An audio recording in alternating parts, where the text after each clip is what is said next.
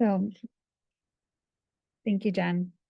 So good afternoon again, everyone, and welcome to another Supporting Client Health and Wellness class. My name is Nellie Camarena. I'm one of the nurses out of the Chico Regional Center office. It's my pleasure to introduce the other members of our team. On the line today, we have Jen Badger, who's our nurse out of the Reading office. Hello. Hi, Jen. Thank you. And we also have Katie, who's also out of the Chico office. I'm not sure if she's joined us yet.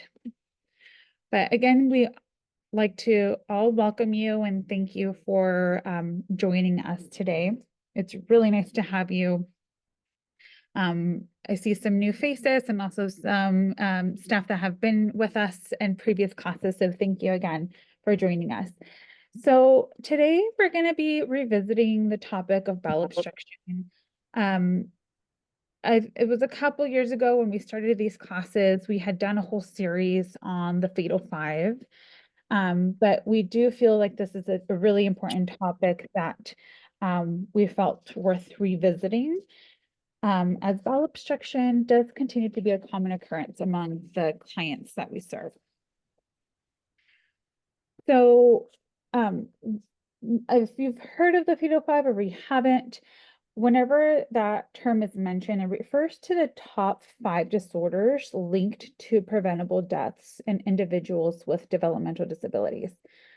And so while the issues can differ in order of frequency, depending on the population represented, the 5 conditions that most likely result in death or health deterioration for individuals with developmental disabilities are bowel obstruction, aspiration, dehydration, seizures, and sepsis. We did, like I mentioned, we did a whole series of this when we started the Supporting Client Health and Wellness. Some of these may still be on our YouTube page if you want to go back. But again, we just wanted to focus today's presentation on just readdressing some of the common obstacles that we see and some tips to help prevent bowel obstruction.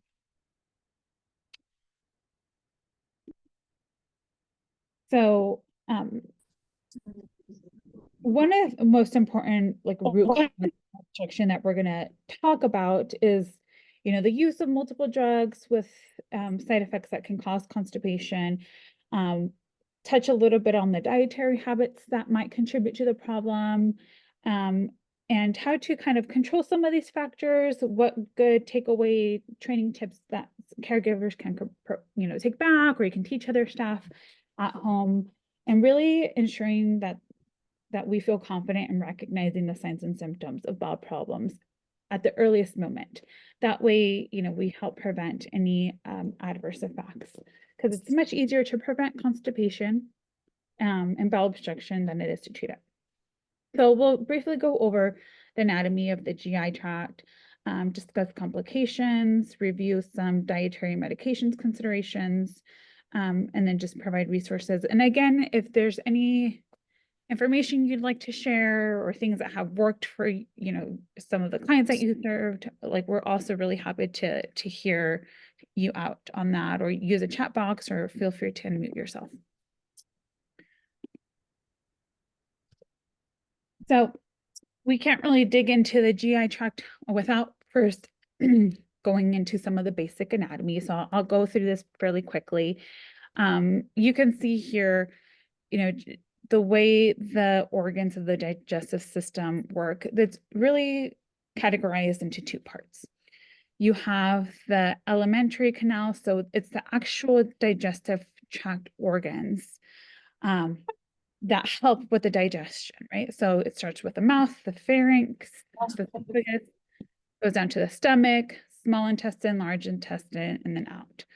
The accessory organs, we'll see some of them on here. We won't go into too much detail, but those are usually the organs that help in the digestion, but not necessarily food. Food doesn't really enter that, right? So you have the salivary glands, your teeth, pancreas, liver, gallbladder, all aid in the digestive system. So when you see the picture here, go to the next slide.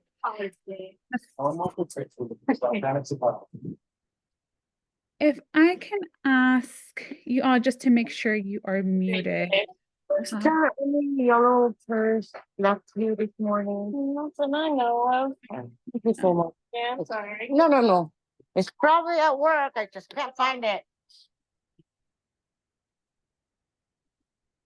Okay.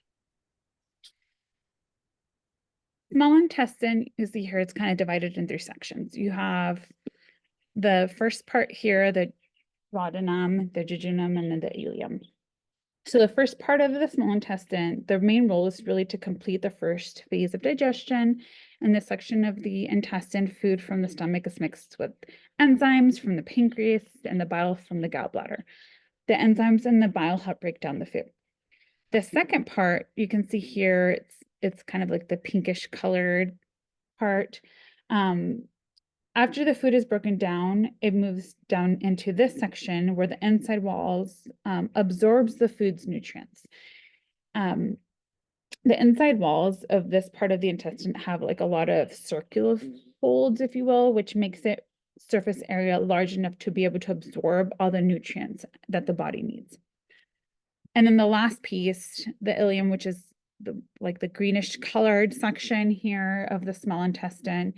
This is where it absorbs bile acids, vitamin B, B12, which are all needed by the body for various functions. So this is just kind of a quick overview of the small intestine. Then we move on to the large intestine, which includes the colon, the rectum, and the anus. It's divided into segments. So you have the ascending colon, which is the left side where it travels up. The transverse colon, which is what you see here, travels across to the left. And then the descending colon, which is the large part of the intestine that travels down to the sigmoid colon. It's all one long tube that continues from the small intestine as food nears the end of its journey through the digestive tract. The large intestine then turns food waste into stool and passes it from the body when you have a bowel movement. When the large intestine receives food from the small intestine, the food has been liquefied by the digestive process, and most of the nutrients have been absorbed at this point. The colon's job is to dehydrate what's left of the food and form it into stool. And it does this slowly by absorbing water and electrolytes as its muscle system moves the waste along. And meanwhile, there's bacteria that's living in the colon that feeds on the waste and helps break it down even further, which completes the chemical part of the digestive process. And then through muscular movement, the feces is then pushed along until the sigmoid colon contracts, and then it's moved into the rectum. And where the rectum is the final part of the large intestine, where the stool is stored there before being passed as a bowel motion. So again, this is just a really quick overview of how the small intestine and large intestine is connected and kind of what happens in each section, which is really important to note because later on when we talk about complications, especially bowel obstruction and all of that, it's important to know like where exactly it's located because as you can see, it might have, depending on where the obstruction is, various effects on where it's located. So then what's constipation?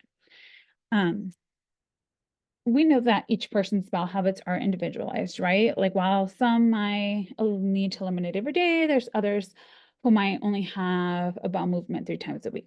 And there's different factors that contribute to this, right? Hydration, exercise, mobility. The definition of constipation, it's a condition when a person has uncomfortable or infrequent bowel movements.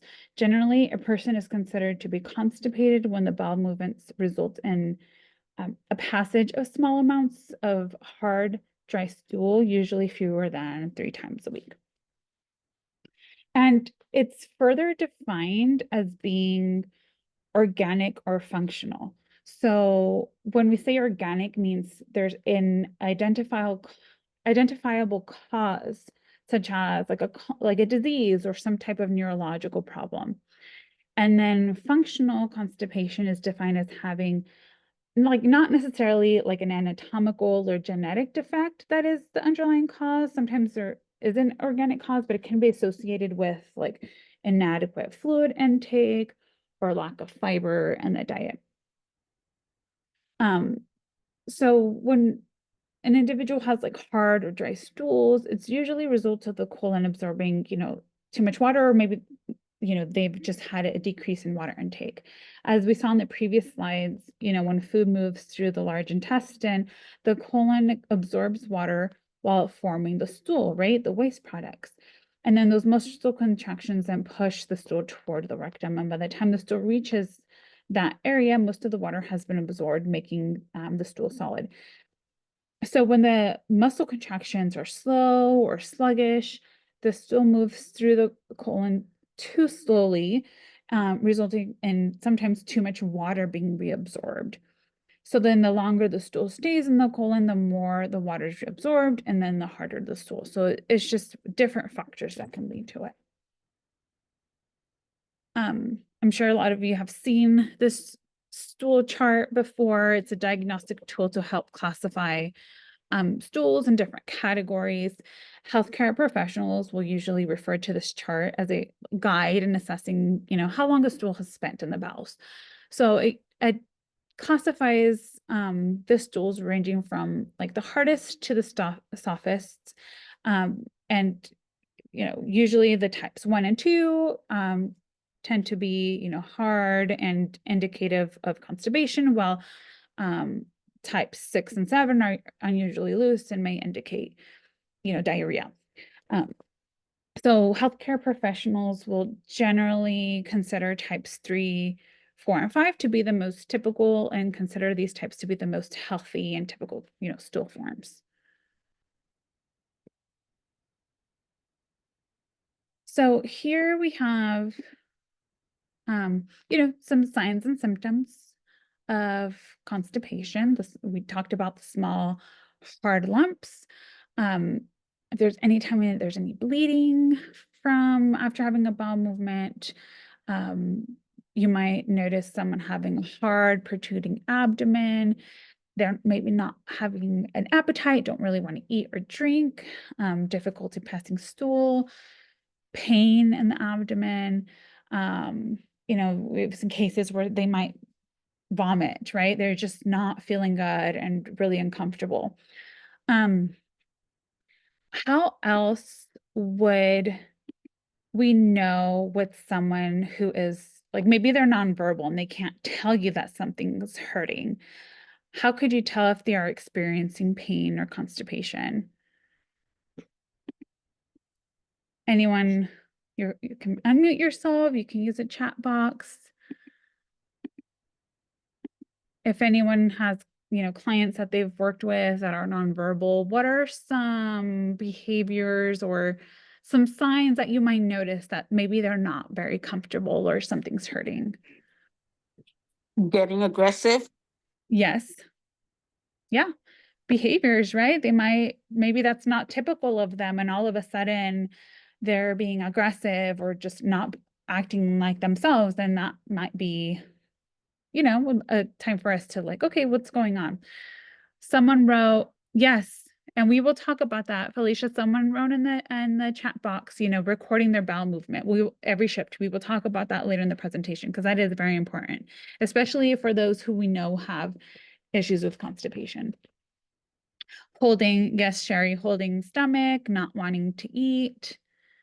Exactly, that might be another indication.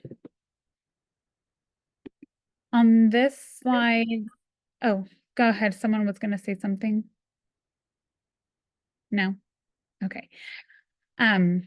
Just a quick checklist of nonverbal pain indicators. Oh, someone put pulling at clothing. Yes, that's another good, another indication that there's something wrong, right? They're trying to communicate something. Vocal complaints, there may be some moaning, groaning, crying, facial grimacing, wincing, clenching their teeth, bracing. I know someone mentioned, kind of holding on to their belly, restlessness, some inability to keep still, hand motions, vocal, if complaints, they might be able to say as much as ouch or that hurts or whatever that is. And then, like someone said, behavior. Always look at changes in behavior, especially if that's not typical, right? We really need to see what is going on and really figure out before we assume, that it's just behaviors and it's not related to something medical going on. Yes, and then someone wrote in the chat box, rectal digging. You see that too. Hard abdomen, another indication.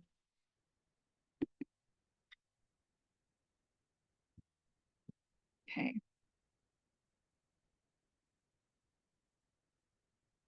So, we know people of all ages can have an occasional bout of constipation. There's also certain people in situations that are more likely to lead to becoming, more constipated or chronically constipated.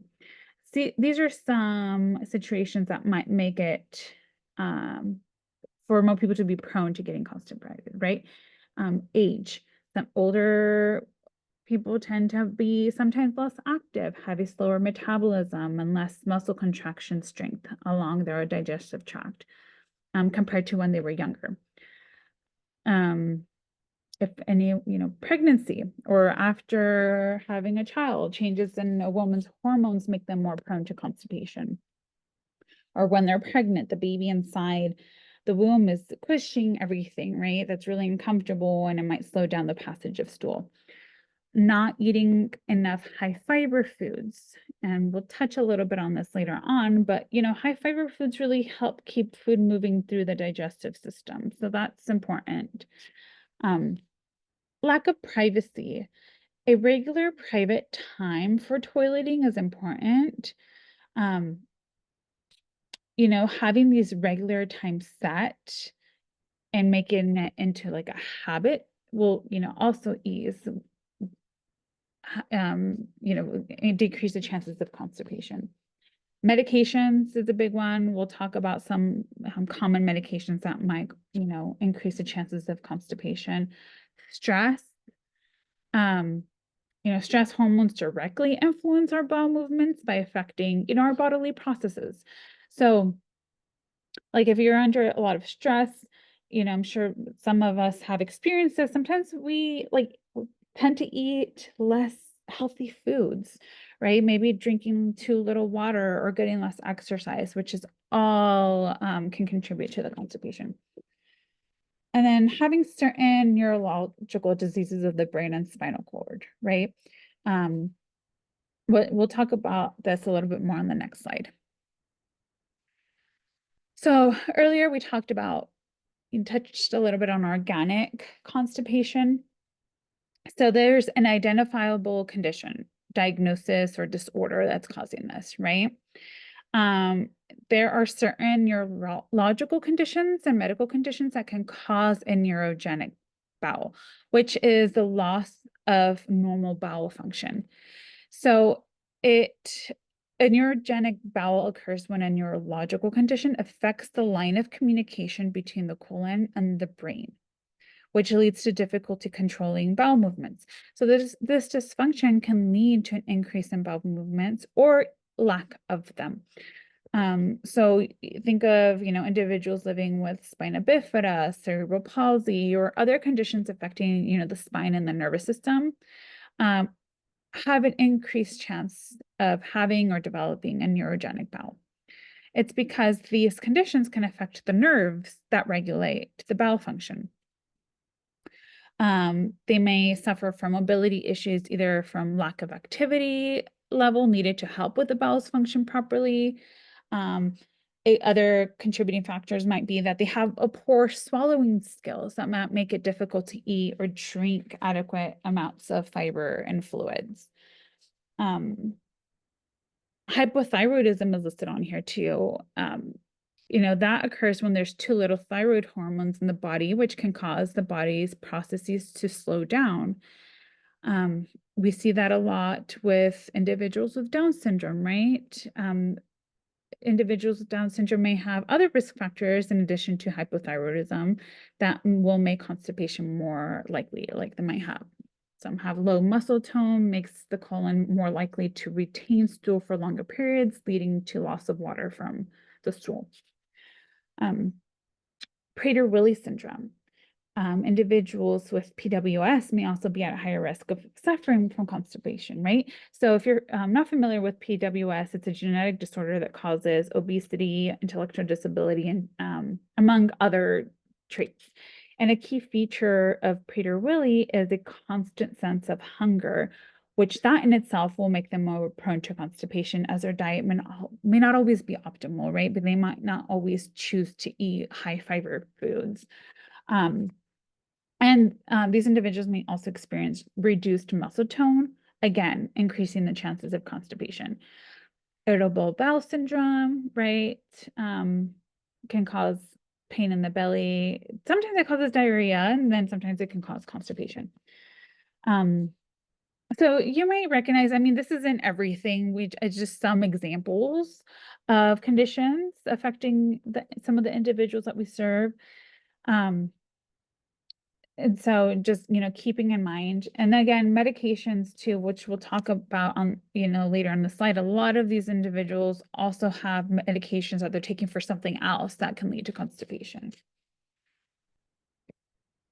So you'll see here, we have antidepressants, right? Selective SSRIs can increase the chances of, having constipation. There's other psychiatric medications, Clozaril, Zyprexa, allergy medications can cause constipation. And the reason why many of the medications on this list have an increased chance in causing this is that a lot of them have what's called an anticholinergic side effects. Anticholinergics are a large class of medications found in many over-the-counter and prescription medications that can cause constipation. These medications block the effects of a chemical called acetylcholine that helps muscles move. So these receptors for this particular chemical are located throughout the body, including the intestinal tract. So when these medications are taken, let's say allergy medications, you're using that to kind of block the effects of some of the antihistamines, so you don't, constantly sneezing or reducing, runny nose, whatever it is. At the same time, it's affecting the receptors in the intestinal tract. So when these medications are taken, there's a high chance that there's less movement in the gut, which can lead to constipation.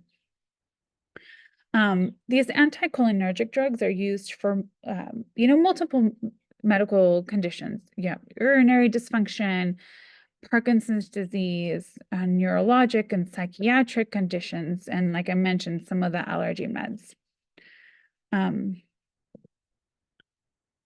Even certain blood pressure medicines can cause constipation. So these drugs relax the smooth muscles and blood vessels to help lower the blood pressure, right? But they can also relax the muscles in the gut, leading to some GI issues. Pain medications, that's a big one, like opioids or morphine. These are medications that are used for the relief of pain.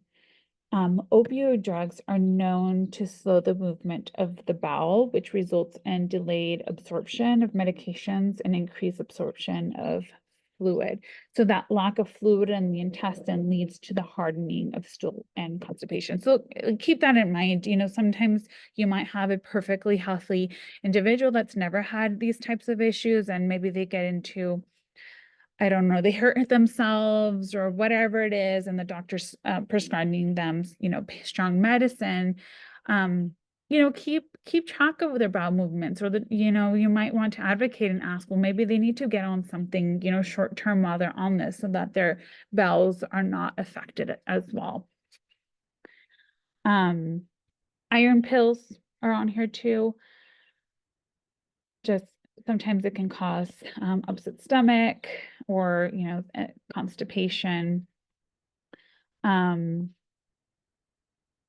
medications such as antacids may also cause constipation. So these are medications that are taking, for those who have like acid reflux, as it helps, neutralize that excess stomach acid. However, there are certain ingredients in the medications. I think it's like aluminum that can inhibit the motor activity of the stomach and the intestine, which can cause constipation. So again, this is not all inclusive.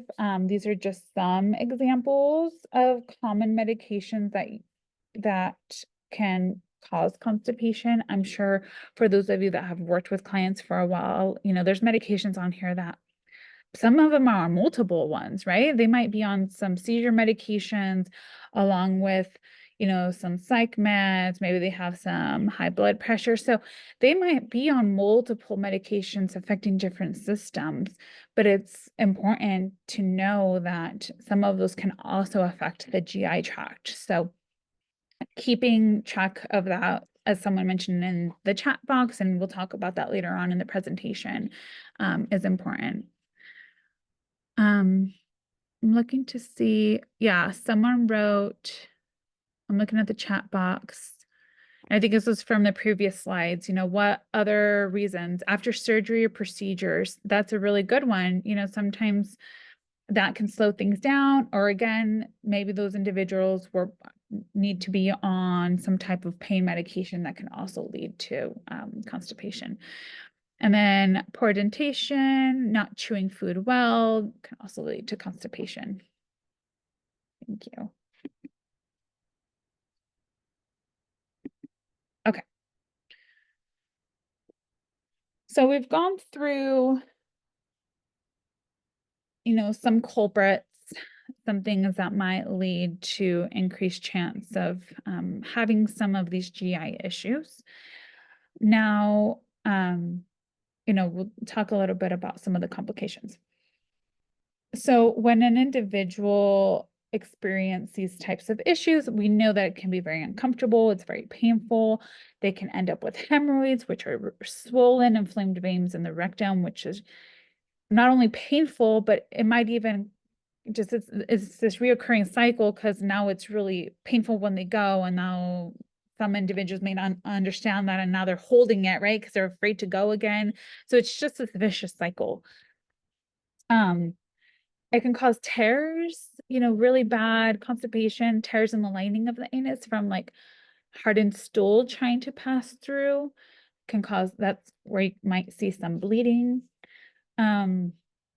Diverticulitis is another condition that can occur when someone who is chronically constipated. It's an infection in pouches that sometimes form off the colon wall from stool that has become trapped and infected. A rectal prolapse, it's another complication. That's when the large intestine detaches inside the body and pushes out of the rectum. There could be damage to the pelvic floor muscles from straining to move bowels. These muscles help control the bladder, and so too much straining for too long of a period of time may also cause urine to leak from the bladder, so causing some urinary incontinence. A pileup of too much stool in the rectum, can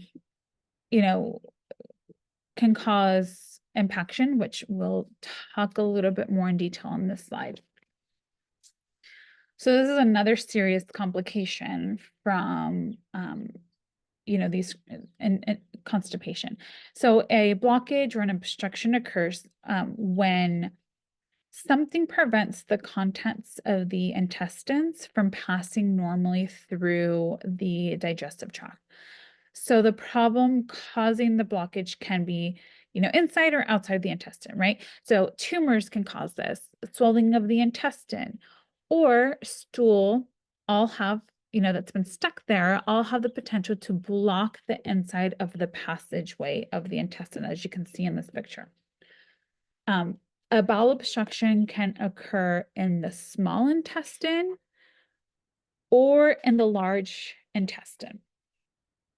It can be categorized as a total or a partial block, depending on whether any intestinal contents can pass through the obstructed area. So, some symptoms that you might see with this are obviously the discomfort, the pain, the nausea and vomiting. Um, Sometimes you see, and this can be kind of confusing because you might see what's called a paradoxical diarrhea. So you see liquids, like they're having a bowel movement and it's liquid, right? But it doesn't mean what's happening is that liquid stool is leaking around the mass, imitating incontinence. And so that might be confusing to someone thinking, oh yeah, they had a bowel movement, when in fact, the impaction is still there. It's just there's some contents that went around it. Urinary frequency, incontinence, as I mentioned, the abdominal distension, tenderness, fever, or rapid heartbeat. So what happens when there is a bowel obstruction? So there's complications to that. So it's, in these cases, it's a medical emergency, and majority of the time it's going to require, hospitalization. The reason being is that bowel blockage can stop blood flow. It can cause part of the intestine to die. As you can see here, they resected an unhealthy intestine. As pressure builds up from the blockage, intestinal bacteria can also leak into the bloodstream. I have a picture here on this slide where it shows a perforation. So in this case, a person might be at risk of developing peritonitis, which is an abdominal infection, and can lead to a life-threatening system-wide infection called sepsis. Super dangerous. If the bowel obstruction, I mentioned earlier, sometimes it can lead to vomiting, right? Because things aren't passing through. The other danger with that is that it can also result in aspiration of some of the fecal material into the lungs, which can lead to pneumonia, which can lead to sepsis, which can also be another reason why, complications, it can lead to death. So very, very serious.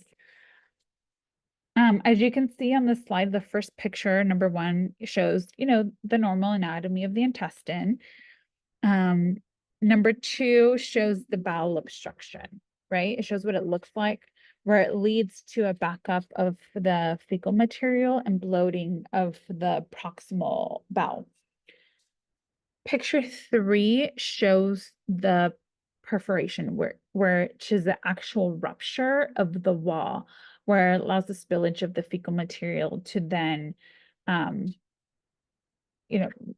spillage into the abdomen. And so this, slide number 4 is where you see it kind of spilling through, contaminating the entire peritoneal cavity. So very dangerous. And that's why when we talk about the fatal 5 and how a bowel obstruction is considered one of the 5 fatal conditions, this is why it can lead to just these systemic issues and problems and complications. So some of the treatments when an individual is hospitalized with a bowel obstruction, they're going to go in, they're going to need IV fluids and electrolytes, right, to treat some of the dehydration. They'll probably get on some medications to help with the nausea, help with the pain, to keep them comfortable. They're going to have a nasogastric tube. So it's a long, thin tube that gets inserted through the nose, and that tube then reaches into the stomach or intestine. And that is, what they do with that is that it helps suction some of the fluids backed up from the blockage to relieve some, pressure. I showed in some of the slides before that in some situations, it's going to require surgical resection of the involved intestine when the impaction is complicated by ulceration or perforation, right? So they're going to remove a segment of the dead intestine called a colectomy. So in that case, then a person may need an ostomy, right? This picture shows a colostomy because it's in the colon, but if it were to happen in the small intestine, then it'll be referred to as an ileostomy. This is with an ostomy, the fecal matter then empties into a sealed bag outside of the body because that individual is no longer able to have a normal bowel movement. Now they're going to be stuck with this bag. So as you can see, there are many serious life-threatening consequences if constipation is not addressed in a timely manner. And so these examples don't even include like the additional treatment needed for those who may require, I talked about the aspiration pneumonia, right? They might need to be intubated and go down that route. Maybe they're hospitalized for days, weeks at a time, and they're just overall deconditioned. We've seen individuals who were ambulatory before, and then all of a sudden they get hospitalized for this. And it's just a really complex and complicated hospitalization where like at the end of, their treatment, they're probably not able to walk because they've been laying in a hospital bed for so long. So it's just overall, trauma for the individual and trauma for the caregiver. So, that's why we really want to focus on preventative measures so it doesn't get to this point. That's why prevention is key, right? For anything. We want to ensure that individuals, for those who can, consume food orally, are receiving high fiber foods, avoid eating highly processed foods, drinking plenty of fluids, staying active, and plan activities that promote movement. So there's, that encompasses a lot of areas, right? Establishing bowel routines. A person's system is primed to have bowel movements after eating. So this is called like gastrocolic reflex. Essentially, the body wants to make room for the meal. So it's good for us and clients to take advantage of this by encouraging individuals to try and use a bathroom shortly after eating. You can try this at least once a day, having them, for those who can, have them remain seated for, 5-10 minutes at the most, if they're able to, and have them place their feet on a small step stool instead of on the floor is another, good tip. And then again, stressing the importance of allowing clients adequate time and privacy for bowel movements, whether it's, at home or day programs. We had an individual who was at a skilled nursing facility and they weren't getting her up regularly. And one of her complaints was, I would go if, she was non-ambulatory, so she needed assistance getting up. And so we were able to get them, okay, maybe we need to get her up every morning and just give her that time and that privacy to be able to go. And so just giving them that time. Talking to the doctor, and we'll talk about, I'll have an example of a bowel protocol in the next few slides. And then we talked about, tracking bowel movements, and I have some slides that show some logs that, are easily accessible online for those that are interested in having them for their individuals. So what are some foods that you can think of that are high in fiber that might help promote regularity? Again, you can unmute yourself or you can use a chat box. Anyone think of just foods or drinks? Prune, yes, that's a big one. Veggies, oatmeal. And this can get tricky because we also recognize that there are some individuals that are very picky, may not like their fruits and veggies, and we get that, but kind of sometimes you have to be creative with what's presented. Yeah, Raisin Bran, coffee, all grains, good examples.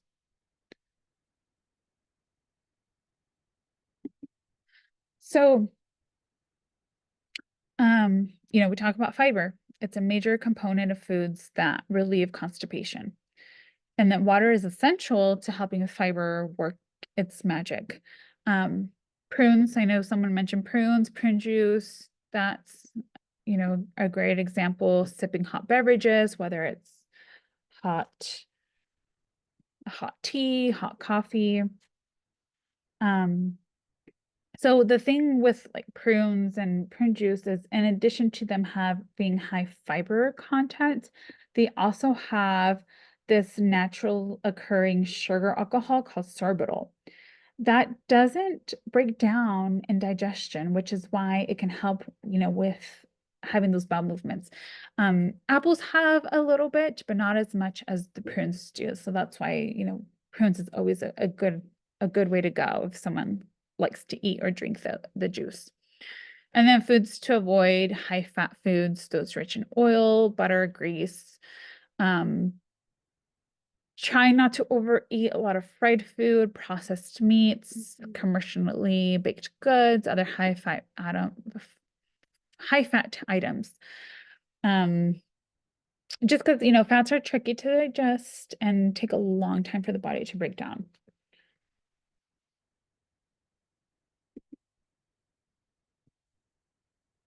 Really quickly, when we talk about fiber, there's two types of fiber found in food. We have soluble and insoluble fiber. So foods rich in one or both kinds can really help with some of, the occasional or chronic constipation. So with insoluble fiber, that's what we think of as like roughage, right? This is a material from food that your body cannot break down in digestion. So it leaves the body pretty much as it goes in. So the skins and seeds of fruits and vegetables, popcorn, leafy greens, nuts, straight fruit. With the soluble fiber, on the other hand, it's a type of fiber that dissolves in water. So when dissolved in water in the digestive tract, the soluble fiber forms like a gel that adds bulk, right? So that gel acts as a natural stool softener, making the bowel movements easier and more comfortable to pass. And then just some other dietary considerations, right? You have, some foods or drinks that might harden stool, so milk, cheese, ice cream, bread and cereals. It's always great to opt for whole grain breads and cereals instead of like white bread or refined cereals, biscuits, enriched noodles, because those can harden stool for some individuals. Fruit and veggies, all fruit and veggies always help, but just be careful that fruit juice without pulp, or potatoes without skins might do the opposite effect.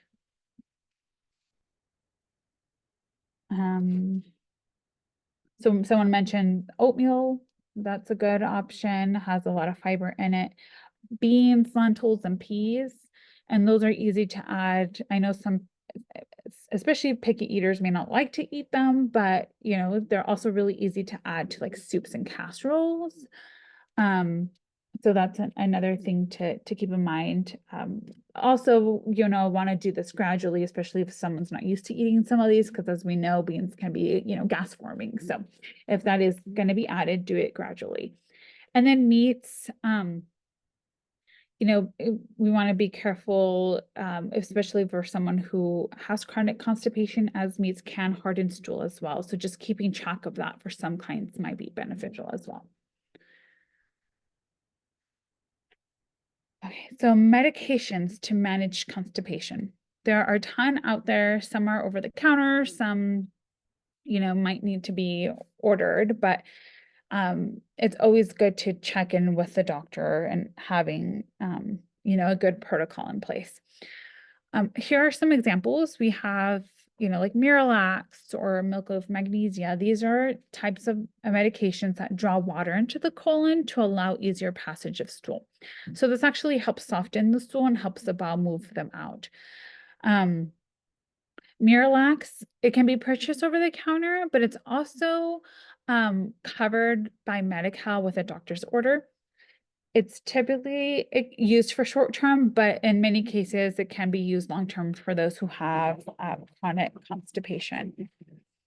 For most people taking Miralax, it would cause a bowel movement within 1 to 3 days of taking it. It just, it kind of depends, but it comes as a flavorless powder that you mix if you're not familiar with it, but you can mix it with 4 to 8 ounces of water, juice, or any other liquid. And it comes, in a big bottle or single serve packets. And those are really great for those who can consume it. Because it's flavorless. You can easily mix it with, someone's favorite drinks.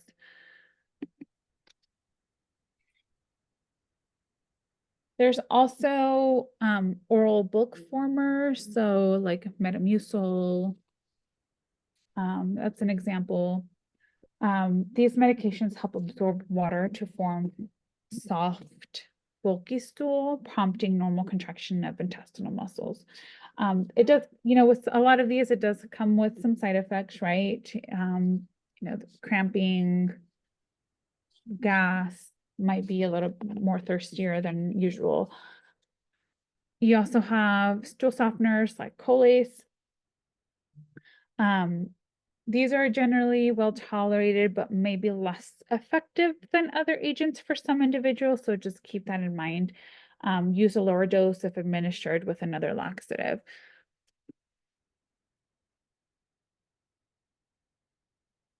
There's also oral stimulants such as Senna or Dulcolax. These trigger contractions in the bowels that push the stool along. They're called stimulant laxatives and really should not be used for more than a few days. You can see there's some, side effects, belching, cramping, diarrhea, nausea. But the reason why you don't want to use these long term is that the bowel can actually lose its muscle tone. So it can kind of almost forget how to push the stool out on its own. So it might be beneficial for someone who just needs to get things going, but it's not meant to be a daily medication or long-term thing. So just keep that in mind. Some individuals may have to resort to using suppositories and enemas. So if the stool is soft, it gets through the intestines, but can't get out of the rectum, suppositories or enemas can be used to evacuate. The suppositories help stimulate activity in the colon and lubricates the rectum. And then there's enemas, so like a saline enema that involves inserting liquid directly into the rectum to help move or to help, someone have a bowel movement. So most people use these to relieve constipation that hasn't improved with other treatments. And then sometimes there's, fecal impaction. It's when stool is manually pulled out of the rectum, allowing the stool, to come out and assist with having a bowel movement. But please note that these 3 treatment options that I just mentioned, the suppositories, enemas, or impaction, are only to be done by licensed staff, right? I'm just sharing these as an example, but it's not something, lay staff would do if it was ordered for an individual. It can only be done by a licensed personnel.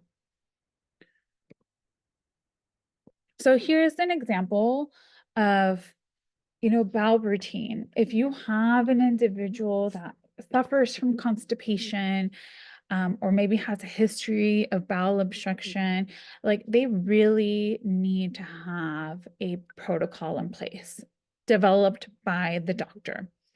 And it can look like, step 1, using a particular medication on a daily basis. Maybe it is Miralax that they have to use.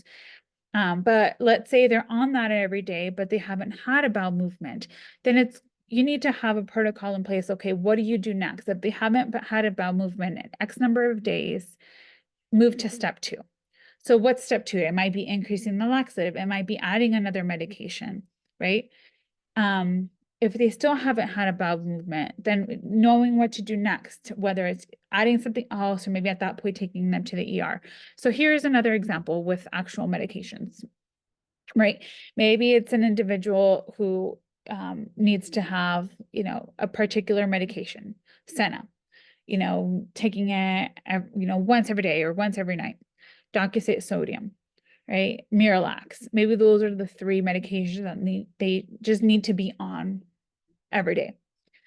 If they haven't had a bowel movement, maybe from there you need to move on to something else, right? Again, if any suppositories or any enemas are to be administered, it has to be by a licensed personnel. So in this case, on this situation, it's having, getting the home health nurse involved, right? If you have orders from home health nurse, this individual hasn't had a bowel movement, calling them to get them on board to give them something more. And so again, this is just an example, but we really want to push and encourage providers to help advocate individuals who have had issues with constipation to have them on a protocol. And you want to know too, like after, depending on the client, we have clients out there where caregivers have been really good about having something in place and working with their doctor, where their doctor has said, if they haven't had a bowel movement in 3 days, they need to go to the ER. We can't be waiting, 5 days, a week, 2 weeks, without an individual having a bowel movement, because as you saw on the previous slides, it's extremely dangerous. So again, just encouraging, staff to be advocates on behalf of our clients and making sure they have a good routine in place. And again, stressing the importance of water and fiber intake for those who can consume it. Here are just some examples of bowel movement charts. These are all, it's just a snapshot, it's not the complete page. But these are all online. This one comes from the UCSF Department of Primary Developmental Care. You just Google it. You can see here, that's just one. Here's another visual chart, again, from the UCSF Developmental Primary Care. Another, just a screenshot of it. So again, if you have someone who is on a bowel protocol, you really need to have a log in place as well, so that staff, everyone's communicating, and you're logging, keeping track of bowel movements. Here's another one that a care home shared with us that they use and has been really helpful for them. It gives them, the dates 1 through 31 for the days of the month, documenting the type of bowel movement that they had.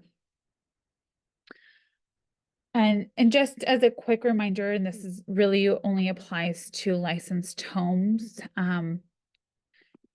or day programs, but really licensed homes. If you do have an individual at home who is going to require any enemas or suppositories, or is going to need a colostomy or an ileostomy, all of these conditions require a restricted healthcare plan. I'm not going to go into detail right now. This is just a reminder that even though, with enemas and suppositories, even though your staff is not going to be doing this, you would be getting a home health agency involved. It still requires you to have a restricted healthcare plan in place so that, staff get the training, they know what to expect, the signs and symptoms, and know when they should be contacting the licensed nurse to come out and do it. So just a quick reminder for licensed facilities, since we talked about this a little bit. So just a quick summary of everything we talked about, with the bowel protocol, making sure that clients who are able to use a restroom have an established schedule, allowing plenty of time for bathroom breaks, eating fiber-rich foods, drinking plenty of fluids. We didn't talk about everything, but those were just some examples. There's a ton of information online, that can help, especially for some of our more pickier eaters. ensuring that we track bowel movements, frequency, consistency, volume, working with the doctors to have a good bowel protocol in place. You know, again, especially for anyone taking medications that you know might increase their chances, or if they've had any issues or history of bowel obstruction, or just issues with constipation in general. Okay.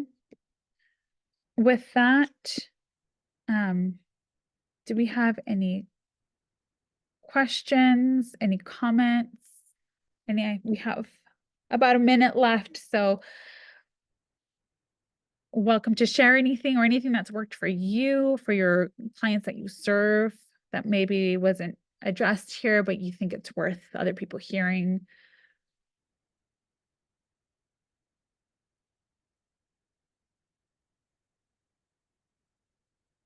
No? Let me check the chat box. Someone mentioned difficult if resident wears a brief. Yeah.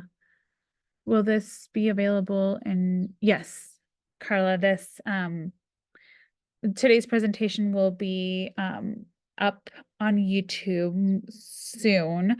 But like I mentioned in the beginning of the class, only the CEU certificate will be provided for those who attended this class.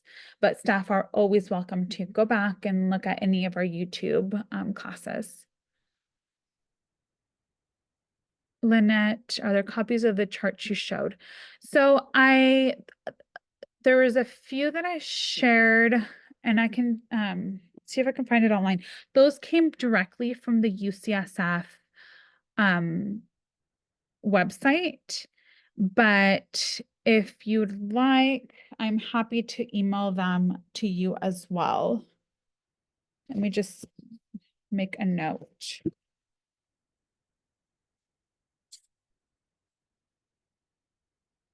But yeah, those logs you're able to get that online for free. And there's other ones out there as well. Okay, thank you, Lynette. Yeah, there's a ton out there. I just used some examples. Some of the examples that I was able to pull up online. But there's other ones over there. I've seen homes who kind of created their own. I think the point is just having something to be able to track the logs. And then in regards to the CEU, hopefully if anyone joined late, please, type your name, your contact information on the chat box, because that's what we use to track down who attended these classes. And then the copy of the certificate will be mailed out to the supervisors for that company or agency. So we will work on that shortly and get those out to you. Okay. Well, with that, I want to thank everyone for taking the time to join us today. It's always nice seeing some of you, even if it's over Zoom. Again, we hold these classes every month. And so just keep an eye out for next month's. We'll share that information soon as far as what the topic is, but we just encourage you all to attend those as well. Okay. Well, thank you, everyone. Thanks, Thank Melanie. you. Good job.